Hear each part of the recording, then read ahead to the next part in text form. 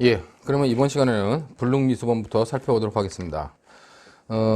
불능미수범 보면은 그 185페이지에 불능범과 불능미수가 있는데 그 우리 형법 27조를 보면 불능범 그래가지고 표제를 불능범으로 돼 있어요. 근데 실행의 수단 또는 대상의 착오로 인하여 결과의 발생이 불가능하더라도 위험성이 있으면 처벌한다. 단 형을 감경 또는 면제할 수 있다 그래가지고 불능범으로 표시하고 있는데, 그럼 불능범과 불능미수가 차이가 있는 거냐 그랬을 때 구별할 수 있다는 거죠. 여러분들 교환을 보는 것처럼 불능범이라고 하는 것은 범죄 의사로 외관상 실행행위라고 볼 수 있는 행위를 했어요.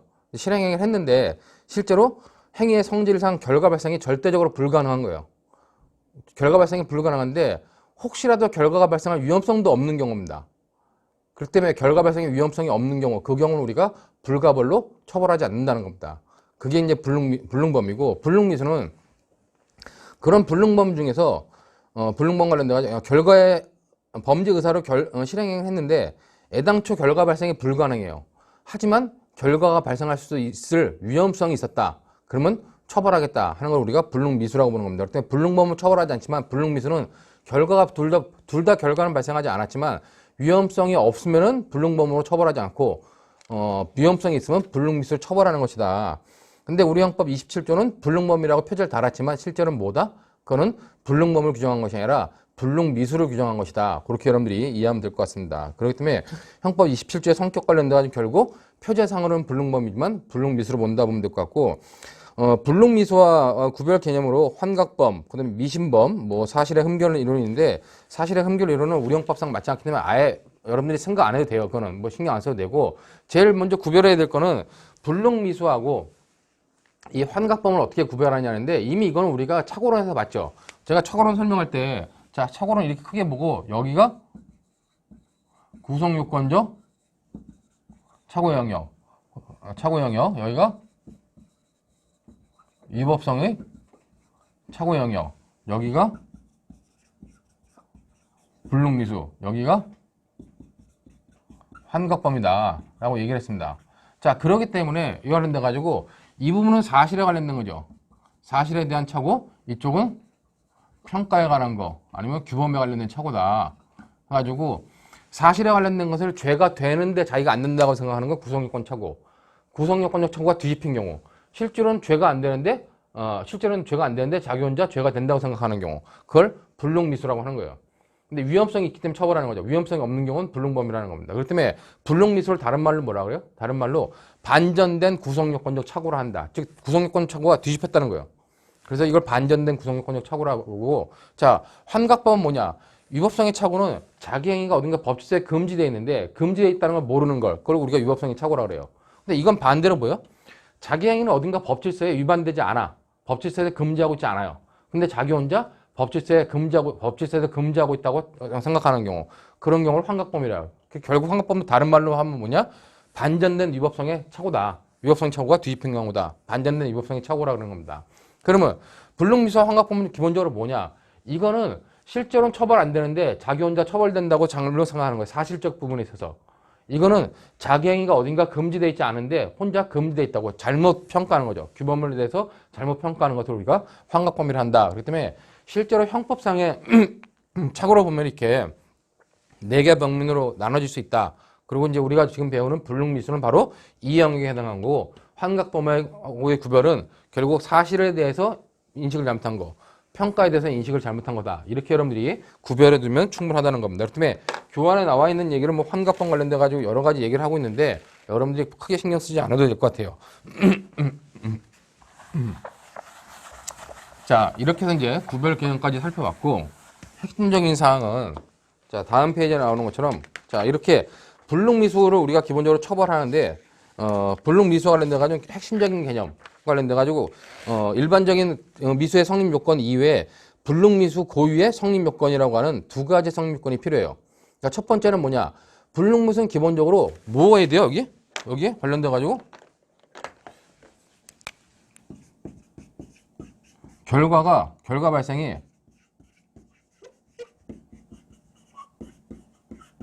불가능하다는 얘기예요. 근데 결과가 발생하지 않는다는 겁니다. 즉 결과 발생이 불가능이라고 하는데, 이 결과 발생이 불가능한 이유는 뭐냐? 불가능한 이유는 바로 객체, 대상의 착오로, 그다음에 행위, 즉 수단의 착오로 관련돼 가지고 결과 발생이 불가능해야 된다. 그러니까 이거를 좀 보면은 쉽게 이걸 다르게 써보면은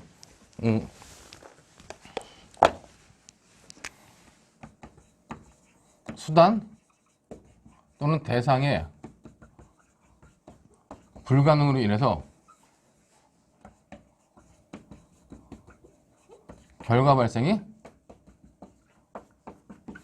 불가능해진다. 이렇게 여러분들이 쉽게 생각하면 될 것 같아요. 이게 첫 번째 중지미수에 있어서 불능미수에서 첫 번째 요건이다.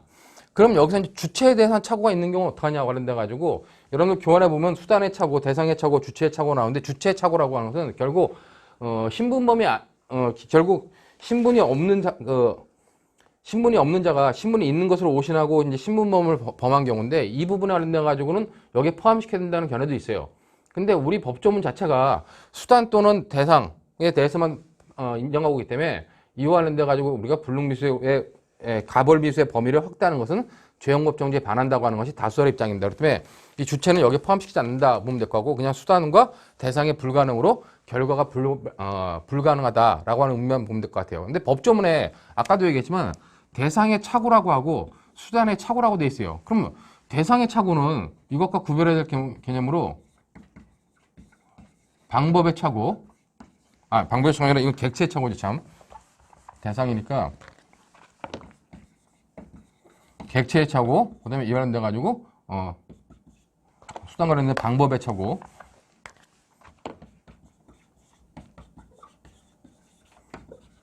방법의 착오가 구별해야 되는데 이때 착오라는 개념은 뭐였어요? 행위자가 인식한 것과 발생한 현실이 달라지는 거, 인식과 사실이 달라지는 걸 착오라 했죠. 이때는 내가 인식한 객체가 아닌 다른 객체한테 결과가 발생한 거예요. 내가 인식은 A라는 객체를 했는데 발생은 B라는 객체한테 발생했다. 이걸 객체의 착오라 하잖아요. 그 객체의 착오는 그게 아니죠. 제가 좀 혼동을 했는데 객체의 착오는 내가 A라는 사람인 줄 알고 A에 대해서 어떤 결과 발생을 인식했는데 실제로 A한테 발생했어. 근데 가서 보니까 B였다는 겁니다. 그게 객체의 착오고 방법의 착오는 A한테 내가 인식한 건 A한테 결과가 발생할 것이다 라고 인식했는데 발생은 저 뒤에 있는 B한테 발생한 거. 그걸 우리가 방법의 착오라 한다. 즉 인식과 사실이 달라지는 게 착오이기 때문에 그런 경우를 말하는 거. 근데 여기서 대상이 착오라고 할 때 수상이 착오라 할 때 이 착오는 뭐라 했어요? 그런 인식과 사실이 달라지는 그런 착오가 아니라 이거는 결국 대상의 불가능, 즉 수단의 불가능을 말하는 것이다. 그렇기 때문에 수단 대상의 불가능으로 인해 가지고 결과 발생이 불가능해야 된다. 즉 사람을 살해한다면서 마네킹을 사람으로 알고 총을 쏜다. 그럼 살인죄는 절대 발생하지 않는다는 거예요. 살인의 결과는 발생하지 않는다는 거죠. 사람을 설탕으로 죽일 수 있다고 생각하고 설탕을 아무리 먹여도 사람이 죽는 결과는 발생하지 않는다는 겁니다. 자, 그렇기 때문에 여기서 말하는 대상의 착오, 수단의 착오라는 건 대상의 불가능, 수단의 불가능을 말한다. 이런 대상의 불가능, 수단의 불가능으로 어떻게 돼요? 결과 발생이 불가능해야 돼요. 결과가 발생하지 않아야 된다는 겁니다. 이게 첫 번째 요건이에요. 자, 그러면 이때 결과가 발생하지 않았다. 즉, 결과 발생이 불가능하다 할 때 이건 판단을 어떻게 판단하냐? 관련된 이 판단은 여러분이 교재에 나와 있는 것처럼 사실적 판단입니다. 즉, 사실 판단이란 말은 뭐냐? 이 사실 판단이라는 건 나중에 재판을 하면서 재판할 때 나와가지고 실제로 결과가 발생했냐, 발생하지 않았냐, 그것만 놓고 판단하는 거예요. 어떤 규범적 판단, 규범적 평가 개념이 전혀 들어가지 않는다는 겁니다. 자, 그리고 이 판단은 언제 하느냐? 이거는 재판을 할 당시에, 실제 행위를 할 당시에 판단하는 것이 아니라 재판을 할 당시에 관련돼 가지고 판단한다는 겁니다. 그렇기 때문에 사실 판단이고 바로 사후 판단이다. 그렇게 여러분들이 이해하시면 될 것 같아요. 그렇기 때문에 관련돼 가지고 대상의 수단 또는 대상의 불가능으로 해서 결과가 불가능했다는 건 사실 판단, 사후 판단이다. 규범적 평가가 아니다. 근데 판사가 판단할 때 어떻게 해요? 결과가 불발생했으면은 대상의 착오로, 대상의 불가능으로, 수단의 불가능으로 결과가 불발생했다. 그럼 불발생한 사실을 그대로 인정한다는 겁니다. 발생할 수 있었는데 불발생했는지, 아니 불발생할 수 있었는데 발생했는지 이런 여부를 따지지 않고 그냥 있는 그대로 판사가 받아들인다는 거예요. 그렇기 때문에 우리가 이거를 사실 판단이라고 얘기를 하는 겁니다. 그리고 결국 판사가 재판을 할 당시에 판단하기 때문에 결국 사전 판단이 아니라 사후 판단이다라는 의미로 여러분들이 사실 판단과 사후 판단의 개념을 이해하면 될 것 같아요. 자, 이에 대해서 결과 발생이 불가능하더라도 결국 어떻게 해요? 이 위험성이 있으면 우리가 처벌한다는 것이 불능미수의 핵심적인 개념이에요. 자, 근데 이 위험성 판단은 뭐냐? 위험성 판단은 여기서는 사실적 판단을 했지만 이 위험성 판단은 규범적 판단을 해요. 즉, 결과가 발생하지 않았는데 위험성이 있었는지 없었는지는 결국 법관이 판단하는 판단이라는 겁니다. 근데 이거는 결과 발생 불가능한 사후 판단이지만 이 위험성 판단은 언제 한다? 이미 재판을 할 당시에 결과가 불발생하는 판단을 했어요. 근데 그 위험성이 있는지 없는지는 행위를 할 당시로 돌아가서 그 행위할 당시에 놓고 판단하기 때문에 이거는 뭐다? 규범적 판단이고 사전 판단이다. 그런 의미로 여러분들이 먼저 이해해 두시면 됩니다. 그렇기 때문에 여러분들 교환해 보면은 186페이지에 불능미수의 고유의 성립 요건 가지고 결과 발생이 불가능해가지고 쭉 설명하고 있는데 결과 발생이 불가능이다 한 것은 수단의 불가능, 대산의 불가능으로 결과 발생이 불가능했던 경우다. 이거는 사실 판단, 사후 판단이다. 그렇게 여러분들이 이해하시면 됩니다. 자, 그 다음에 이제 중요한 게, 자, 결과가 결국 불발생했어요. 근데 위험성이 없으면 어떻게 해요? 밑에 보는 것처럼 이 위험성이 없다. 위험성도 없고 결과가 불발생했는데 위험성도 없으면 어떡합니까? 그거는 불능범이에요. 처벌하지 않는다는 거예요. 근데 위험성이 있으면 처벌한다는 겁니다. 근데 이 위험성은 우리 형법 27조에서 위험성이라고 하는 걸 규정하고 있어요.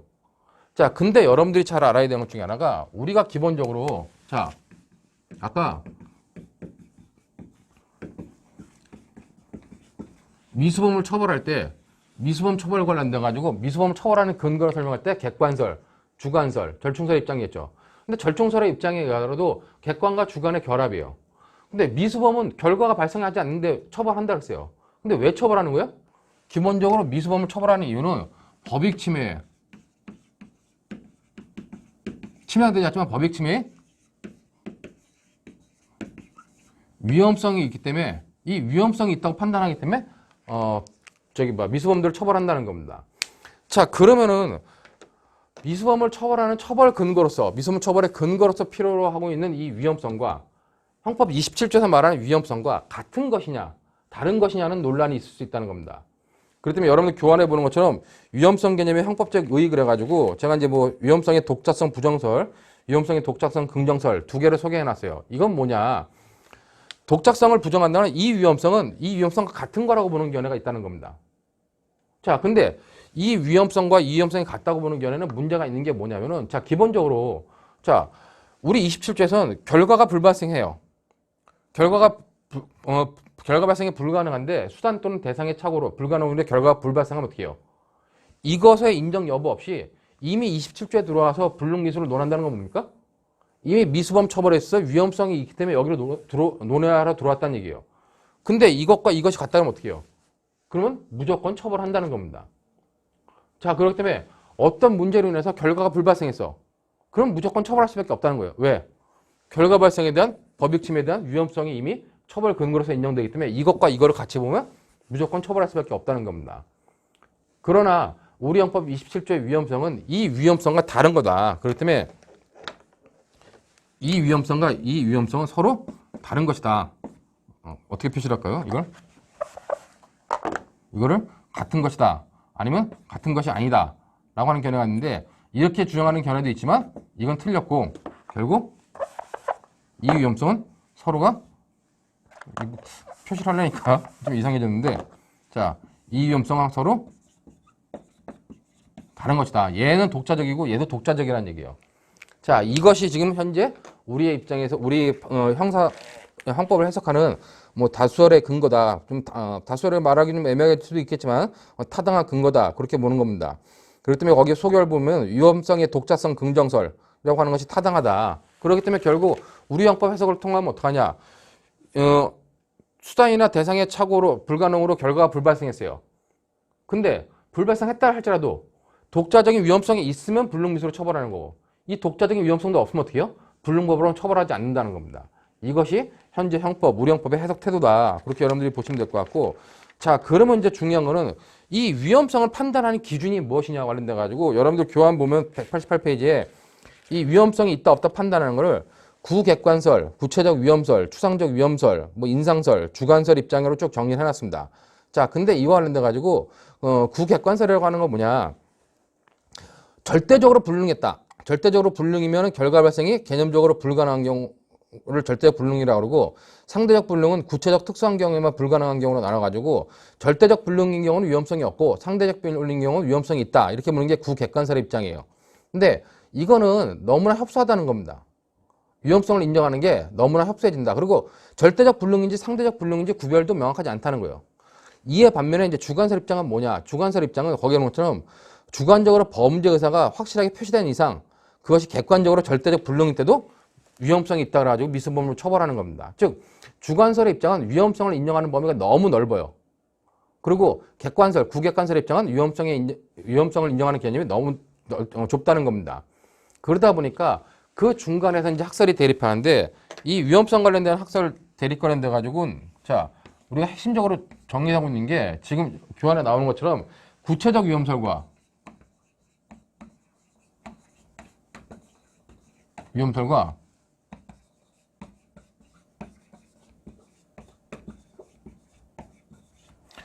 추상적 위험설의 대립이다. 그렇게 여러분들이 보시면 될 것 같아요. 그렇기 때문에 실제 국내에서 논의는 구체적 위험설을 주장하는 견해가 좀 다수결적 입장이고 추상적 위험설을 주장하는 게 판례 입장이고 좀 소수의 견해인데 이 두 개의 학설의 대립인데 관련된 내용을 잘 보면 여러분들이 먼저 구체적 위험설은 구체적 위험설은 행위자가 인식한 사정, 행위자의 인식과 그 다음에 일반인의 인식을 놓고 행위자가 인식한 것과 일반인의 인식을 놓고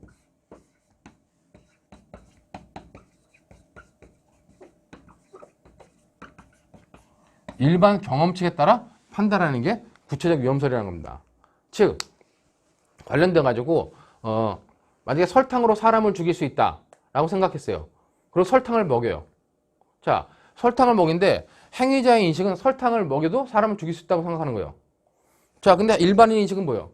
일반인 인식은 설탕으로 먹이면 사람을 죽일 수 없다는 겁니다. 이 두 개를 놓고 일반 경험칙에 따라 가지고 누가 판단하냐? 법관이 판단한다는 겁니다. 근데 결국 일반 경험칙에 따라 판단한다는 의미는 뭐예요? 일반 경험칙에 판단한다는 건 모든 사정을 다 고려해 가지고 결과가 발생한 다음에 결과가 불발생한 다음에 모든 사정들을 다 고려하고 일반 사회의 원칙들을 다 고려한 다음에 사후적으로 판단한다는 겁니다. 결국 얘는 뭐다? 재판을 할 당시에 판단이 사후 판단을 한다는 거예요. 자, 이것이 이제 구체적 위험설의 입장이고 추상적 위험설은 행위자가 인식한 것을 놓고 인식한 것과 행위자의 인식대로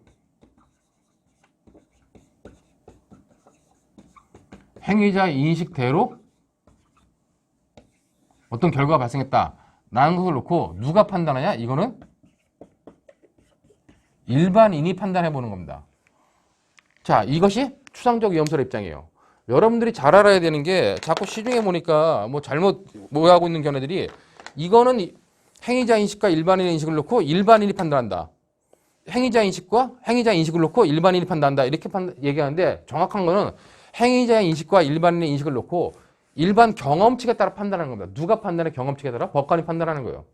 자, 이거는 행위자가 인식한 것과 행위자 인식대로 결과가 발생했을 것이다 라고 판단했을 때 인식대로 현상이 발생했을 것이다 라고 일반인의 입장에서 판단한다는 겁니다. 판단하는 게 다르죠. 자, 그럼 일반인이 판단하는 건 언제 판단하는 거예요? 행위할 당시에 판단한다는 겁니다. 그래서 일반인의 판단은 행위할 당시인 사전 판단한다는 거예요. 자, 그러기 때문에 기본적으로 국내 다수결적 입장은 구체적 위험설이 타당하다. 그래가지고 구체적 위험성을 인정하는데 판례는 추상적 위험설을 판단해요. 즉 판례 입장은 뭐냐? 판례 입장은 이미 사후 판단은 뭐예요? 결과가 발생하지 않았다. 결과가 불발생했다는 걸 사실적으로 재판할 당시에 사후 판단한다는 거예요. 그렇기 때문에 재판할 당시에 판단했기 때문에 위험성만큼 뭔다? 사전적으로 행위를 할 당시에 일반인의 입장에서 볼 때 위험성이 있었냐를 판단하는 것이 타당하다는 겁니다. 그렇기 때문에 위험성 판단은 당연히 이렇게 일반인의 사전적 판단에 의하는 추상적 위험설이 타당할 수밖에 없다는 거예요.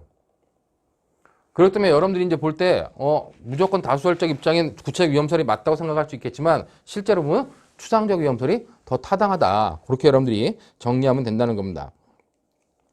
자, 이와 관련돼 가지고, 실제 이것들이 객관식 문제와 이제 주관식 문제로 나올 수 있는데, 여러분들이 쉽게 생각하면 이렇게 생각하면 될 것 같아요. 그러니까, 대부분의 객관식 문제나 이제 중간식 문제 나올 때 구체적 위험설이나 추상적 위험설에 따라 가지고 결론이 달라지는 것들은 나올 수가 없다는 거예요.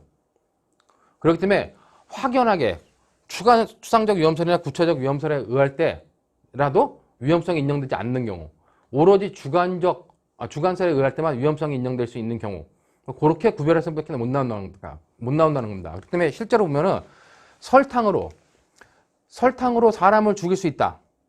즉 설탕에 살인력이 있다고 믿는 경우, 그 경우는 뭐예요? 기본적으로 주관설 입장에서는 행위자의 외부적 표시가, 그러니까 행위자가 그 범죄 의사가 외부적으로 표시가 됐더라도 절대적 불능인 경우라도 위험성이 있다고 판단한 거죠. 행위자가 생각할 때 설탕으로 사람을 죽일 수 있어. 그러면 그때 위험성이 있다 판단하는 게 주관설이에요. 주관설의 입장에 의할 땐 그 경우는 위험성이 있지만 나머지 추상적 위험설이나 구체적 위험설일 때는 그때는 위험성이 없다는 겁니다. 그렇기 때문에 실제로 주관설에 의해서 위험성이 인정되지만 나머지 학설에서 위험성이 인정되지 않는 좀 전의 케이스, 설탕에 살인력이 있다고 믿는 경우, 그런 경우만 여러분들이 잘 생각해 두면 된다는 겁니다. 자, 그리고 이제 뭐 구체적 위험설에 대한 비판점 하나 더 설명하면은 행위자가 인식한 것과 일반인이 인식한 게 달라지면 어떡하냐. 자, 행위자는 기본적으로 독약을 먹인다고 먹였어요. 근데 실제로 보니까 행위자가 잘못 판단해 가지고 설탕병에 있는 것을 독약이라 생각해 가지고 설탕을 먹인 겁니다. 자, 그때 행위자가 인식한 건 뭐 독약이었어. 근데 일반인이 인식한 건 그건 설탕인데 설탕이라 인식했어요. 그때는 일반인의 인식을 기준으로 평가할 것이냐, 행위자의 인식을 놓고 평가할 것이냐 했을 때 학설들이 다 대립한다는 거예요. 어느 학설은 일반인의 인식을 놓고 판단해야 된다. 어느 학설은 행위자의 인식을 놓고 판단해야 된다. 어느 학설은 이걸 중점으로 하되 이것도 생각해야 된다. 이렇게 논의하고 있는데 결국 학설적으로 어떤 기준점을 제시하지 못하고 있다는 거죠. 그렇기 때문에 제가 볼 때는 추상적 위험설인 추상적 위험설인 판례 입장이 좀 더 타당하다. 그러니까 구체적인 이유는 뭐다? 구체적인 이유는 위험성 판단이라는 건 규범적 판단이고 사전 판단인데 구체적 위험설은 사후 판단일 수밖에 없고 추상적 위험설은 사전 판단일 수밖에 없기 때문에 추상적 위험설이 타당하다 하는 정도로만 여러분들이 받으시면 될 것 같아요. 그 밑에 박스에 여러 가지 이제 판례들을 정리했기 때문에 여러분들이 판례들을 보면은 우리 판례가 뭐 추상적 위험설을 취하고 있다 이렇게 판단할 수 있기 때문에 그런 내용들은 여러분들이 한번 살펴봐 주시기 바라겠습니다. 자, 이렇게 해서 우리가 기본적으로 불능미수와 관련된 내용들을 살펴봤고, 그럼 불능미수에 대한 법적 효과는 어떻게 하냐? 불능미수 어떻게 처벌하냐? 임의적 감경을 한다는 거죠. 그렇기 때문에 감경해 줄 수도 있고 면제해 줄 수 있다는 겁니다. 그러나 안 해줄 수 있다는 겁니다. 그렇기 때문에 임의적 감경이다. 임의적 감면이다. 임의적 감면이다. 라고 하는 것을 법적 효과로 여러분들이 잘 판단하시면 될 것 같아요. 다시 한번 정리하면은 불능미수는 결국 뭐다? 불능미수는 두 가지 요건을 잘 충족하면 되겠죠. 수단 또는 대상의 불가능으로 결과 발생이 불가능할 것. 그 다음에 위험성이 있을 것. 근데 이제 앞에 결과의 불발생이라고 하는 자체는 불가능이라고 하는 것은 사실적 판단이고 그 다음에 사후적 판단이다. 근데 위험성이라고 하는 건 결국 뭐다? 위험성이라고 하는 것은 규범적 판단이다. 규범적 판단이면서 결국 사전 판단이다. 그렇기 때문에 결국 위험성 판단에서는 추상적 위험설이 타당하다. 그 정도로 여러분들이 정리하면은 뭐 불능미수에 관련된 뭐 문제들은 학부 수준에서는 충분히 해결이 가능하다고 봐요. 자, 이렇게 해서 이제 불능미수에 관련된 부분까지 마치고 마지막으로 봐야 될 게 이제 미수범 관련된 것이 아니라 예비죄에 관련된 부분이 있습니다.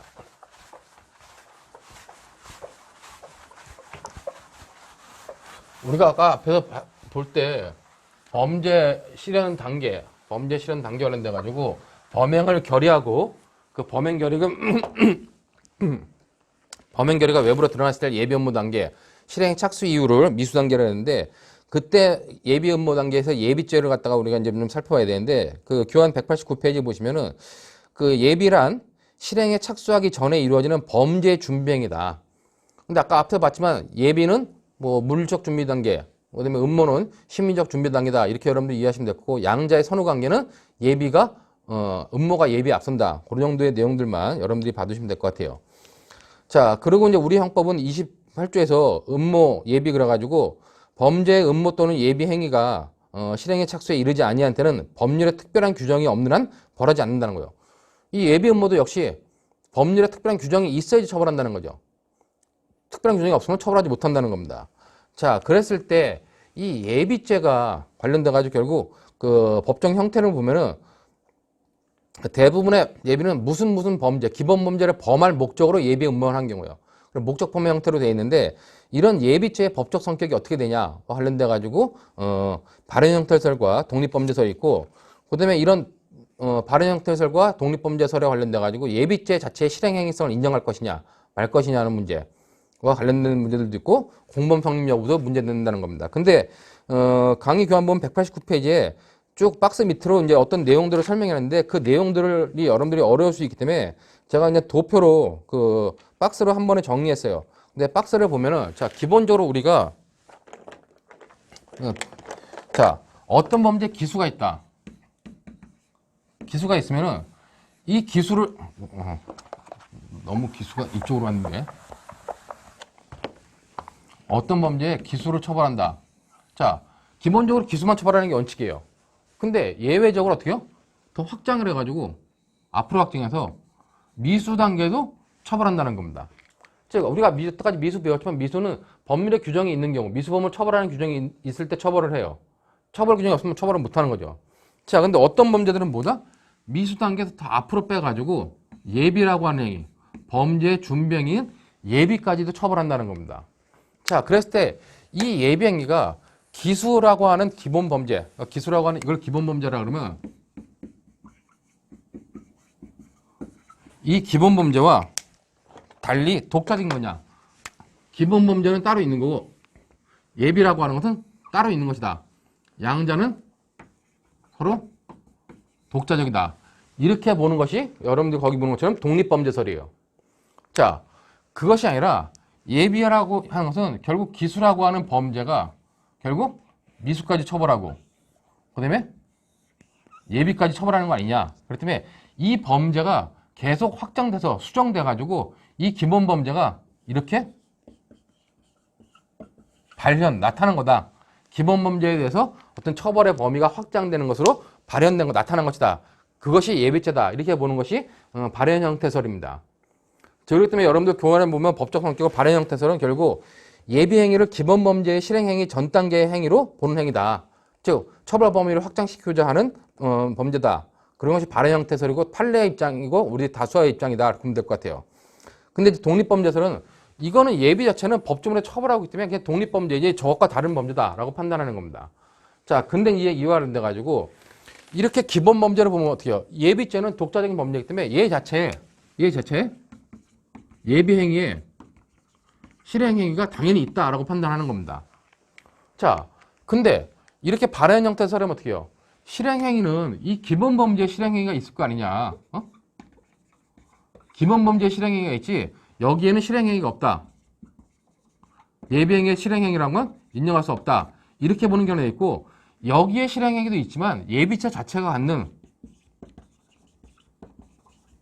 실행 행위도 있다라고 보는 견해도 있다는 겁니다. 그렇기 때문에 거기 보는 것처럼 발현 형태설 입장에 의할 때라도 먼저 독립범죄설 입장이면 당연히 기본 범죄와 독자적 범죄이기 때문에 예비 행위가 갖는 실행 행위성이 독자적으로 있다고 봐요. 근데 이제 발현 형태설에 의하면은 이 실행 행위, 기본 범죄 실행 행위 이외에 실행 행위가 없을 수도 있지만 이 독자적인 예비 행위에 실행 행위가 있다라고 판단하는 견해도 있다는 겁니다. 이 견해가 다수의 입장이고 타당하다. 자, 근데 이제 여기서 이걸로 끝나는 게 아니라 실질적으로 뭐냐면은 자, 그 다음에 더 연결되는 게 있죠. 공범 성립 여부와 관련돼 가지고 자, 얘가 이렇게 기본 범죄가 있는데 이 기본 범죄와 독자적인 예비 행위가 독자적인 실행 행위를 갖는 독자적인 범죄고 실행 행위를 갖는다는 어떻게 해요? 이 실행 행위와 관련돼 가지고 결국 이 실행 행위는 독자성을 갖기 때문에 이 실행 행위와 관련돼 가지고 공동정범 성립 가능하고 교사범 방조범 가능하다. 이렇게 보는 수 있다는 겁니다. 왜?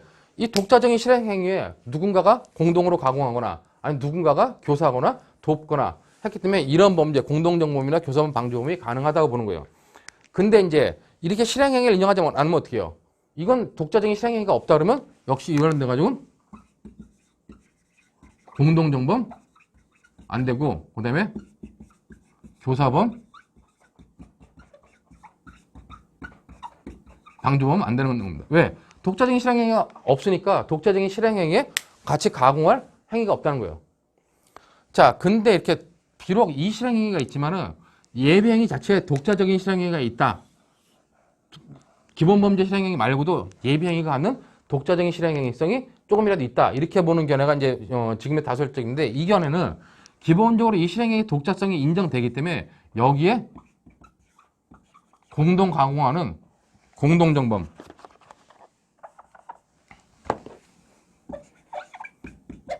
공동정범 성립한다는 거예요. 그러나 이 범죄에 대해서 교사는 교사범이라든가 방조범은 성립할 수 없다라고 본다는 겁니다. 왜? 그럼 얘는 가능한데 얘는 왜 불가능하냐? 얘까지 처벌을 하면은 예비행위로도 아주 예외적으로 처벌하는 건데 예외적으로 처벌하는 예비행위에 가공했다 그래가지고 여기까지 처벌하면 처벌 범위를 너무 무한정히 넓히는 문제점이 있다는 겁니다. 그렇기 때문에 실질적으로 보면은 전 다수결 입장인 실행행위와 관련돼가지고 기본범죄의 실행행위와 행위의 발현 형태지만 독자적인 실행행위성을 인정하고 독자적인 실행행위성을 인정하더라도 공동정범까지만 인정하고 이와 관련된 교사 방조는 인정하지 않는 이 견해가 지금의 다수결적 입장이고 타당하다. 그런 의미로 여러분들이 받으시면 될 것 같습니다. 그렇게 정리해가지고 그 190페이지까지 보시면 될 것 같고 그럼 이런 예비죄와 관련된 예비죄의 성립 요건이 따로 있을 거예요.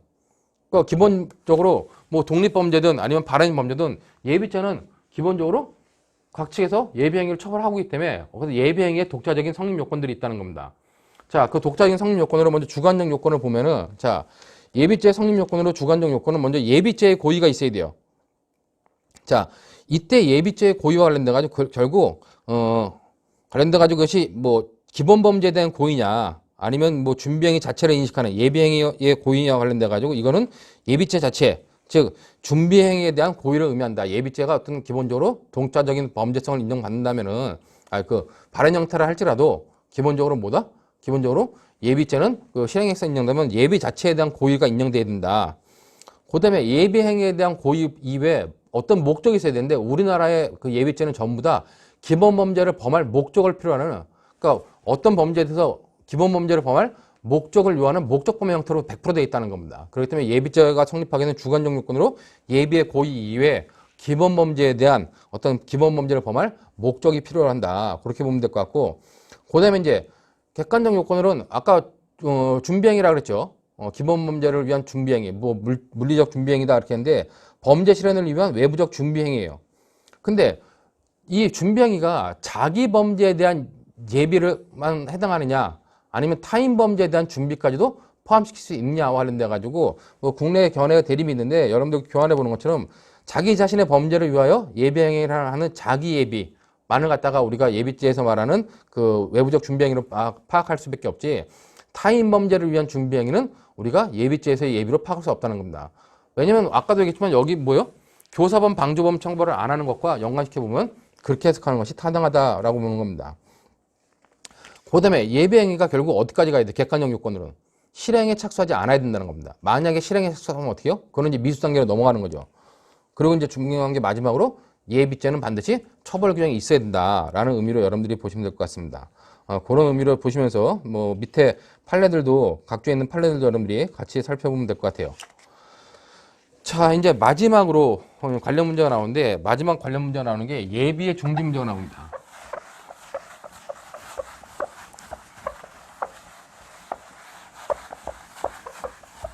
자, 예비의 중지라고 하는 건 뭐냐면은 우리가 아까 범죄 실현 단계가 쭉 있다 그랬어요. 이렇게. 자, 여기서 실행에 착수해. 그리고 여기서 기수가 돼요. 그리고 이제 여기가 뭐 예비 의무 단계예요. 자, 근데 어떤 범죄를 실행에 착수한 다음에 즉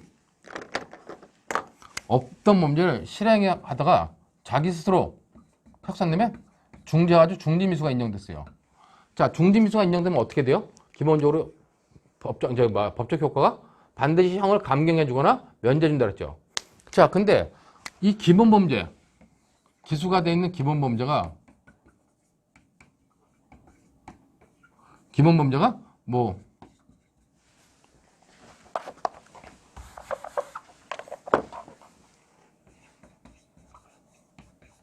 5년 이하의 징역형이에요.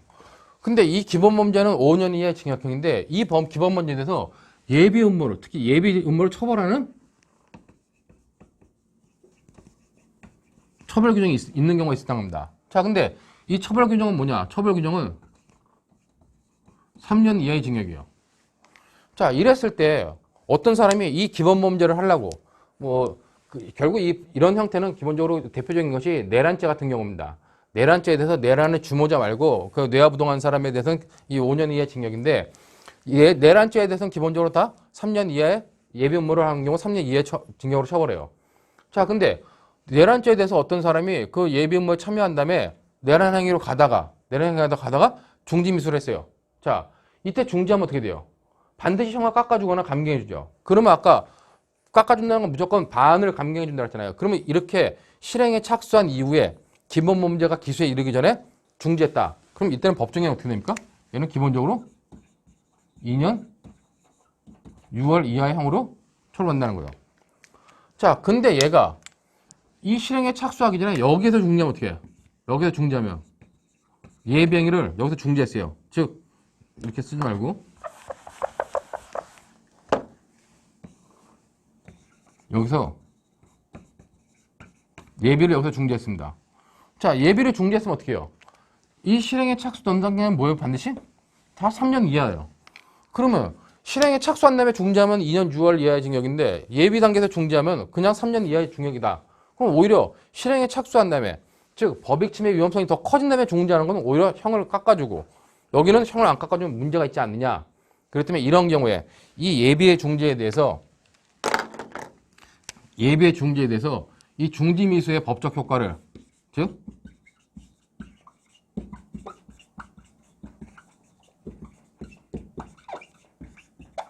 유추 적용해야 되는 것이 아니냐 하는 논란이 있다는 겁니다. 그렇기 때문에 여러분들 교환 보는 것처럼 예비행위를 마친 후에 자의적으로 실행에 착수를 하지 않는 경우 예비행위를 마친 다음에 자의적으로 실행에 착수하지 않고 중지했어요.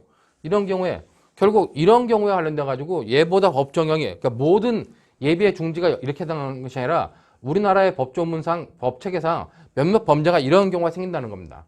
이런 경우에 과연 얘에 대해서 예비를 중지했다가지고 중지미수의 경우를 유추적용할 수 있겠냐 관련된 논란이 있는데 부정하는 게 판례 입장이에요. 그러니까 판례는 명확하게 뭐라 그러냐. 중지미수는 실행의 착수를 전제로 하는 개념이다. 모든 미수, 중지미수든 장의미수든 불능미수는 뭐예요? 실행을 착수 이후의 개념이다. 근데 예비의 중지라는 건 뭐예요? 실행의 착수 이전의 개념이기 때문에 여기는 중지미수의 규정을 준용할 수 없다는 거예요. 그렇기 때문에 거기 보는 것처럼 중지미수는 실행의 착수를 전제로 하는 개념이므로 실행의 착수 이전 단계인 예비행 등에서는 중지미수를 유추적용할 수 없다. 이것이 명확한 판례 입장이고 이것이 타당하다고 봐요. 왜냐면은 자 이거를 중지미수를 여기다 인정한다면 결국 형법 이론을 무너뜨린다는 거죠. 아무리 행위자한테 할지라도 그렇게 어떤 형법의 이론적 틀을 무너뜨려 가면서까지 여기다 적용할 수 있게 되는 겁니다. 만약에 얘를 구제할 방법이 없다면 그렇게까지 할 수 있겠지만 얘를 구제할 방법이 충분히 있다는 거예요. 판례 입장은. 그러더니 판사들이 판단하는 판례 입장은 뭐냐? 판사들이 바보가 아닌데 얘는 2년 6월 이하의 징역, 얘는 3년 이하의 징역이라 할지라도 여기서 중지하면 어떻게 해요? 양형 단계에서 이거보다는 감경해서 처벌할 수밖에 없다는 겁니다. 그렇기 때문에 여러분 강의교환 것처럼 형의 불균형은 예비의 중지를 자수로 볼 수 있는 경우에 하나에 인정하자 하는 견해도 있지만은 저 같은 경우는 이 경우는 아예 예비의 중지 같은 경우는 중지미수를 인정하는 이 경우보다 양형에서 감경해서 처벌하면 타당하지 형법에 이론 들어갔다가 무너뜨릴 필요는 없다. 그렇기 때문에 판례의 입장이 타당하다고 본다는 겁니다. 근데 그 반면에 긍정설 이걸 이렇게 인정하자 하는 입장도 있어요. 그거는 뭐냐? 그거는 여기 있는 것처럼 예비의 중지에 대해서 중지미수의 효과를 그대로 부여하자는 겁니다. 왜 그렇게 그대로 부여하느냐? 형의 불균형이 있는 경우만 형의 불균형이 있기 때문에 모든 예비의 중지에 대해서 인정하는 게 아니라 이렇게 형의 불균형이 있는 특수한 경우에만 이걸 준용하자는 거예요. 행위자한테 유리하기 때문에 그렇다는 얘기입니다. 그러나 이제 뭐 다수결적 입장은 그렇게 보는데 그런 경우와 상관없이 무조건 중지 미수를 유추 적용하자 하는 견해도 있다는 겁니다. 근데 제가 볼 때는 긍정설의 입장은 전반적으로 형법 이론 틀을 무너뜨려 가면서까지 그거를 행위자의 어떤 그런 행위자한테 유리하다고 무조건 적용할 수 있는 것은 아니다. 그렇기 때문에 부정설의 입장이 타당하다 이렇게 보시면 될 것 같고, 실제로 이건 객관식용으로 나오면 어떻게 해요? 객관식 시험에 나오면은 뭐 판례의 입장은 부정한다. 다수의 설의 입장은 형의 불균형이 있는 경우는 긍정한다. 이 정도로 보면 되는데, 실제로 이것이 사례형 문제라든가 주관식 문제로 나오면 어떻게 해요? 사례형 문제라든가 주관식 문제로 나오면은 실제로 여러분들이 판례 입장에 따라 가지고 정리하는 것이 명확하고 그다음에 간결하게 문제를 해결할 수 있다는 겁니다. 뭐 그 정도의 의미만 여러분들한테 설명해 드리고, 다음에 이제 예비죄 공범이 이미 앞에서 봤죠.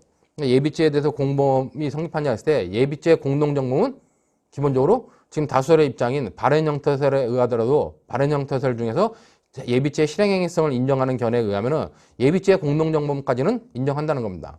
그러나 발행형태설에 의해서 예비죄 실행행위성을 인정하더라도 예비죄에서의 교사범과 방조범, 특히 방조범은 인정할 수 없다는 거예요. 그 때문에 관련돼 가지고 뭐 예비죄 공동정범 문제, 예비죄 종범 문제는 여러분들이 그렇게 보시면 될 것 같고, 그다음에 그 판례와 관련돼 가지고 밑에 각주의 판례가 있으니까 판례를 보시면서 우리 판례는 결국 예비죄 종범을 인정하지 않는구나라고 하는 정도로 정리하시면 될 것 같습니다. 자, 이 정도로 해가지고 우리가 이제 뭐 불능미수와 예비까지 마쳤고, 이번 주는 주로 미수범에 대해서 설명했는데, 미수범은 굉장히 연구자들 입장에서는 연구할 게 많고 논의할 부분이 많은 부분입니다. 근데 이제 여러분들 같은 학부 수준에서는 기본적으로 이 정도 수준, 학부 수준과 어떤 뭐 국가시험을 준비하는 수준에서는 제가 설명하고 있는 이 정도의 논점들만 간단하게 정리해가지고 이해하고 있어도 충분하다고 생각이 되니까 이 정도로 여러분들이 이해하시기 바라겠습니다.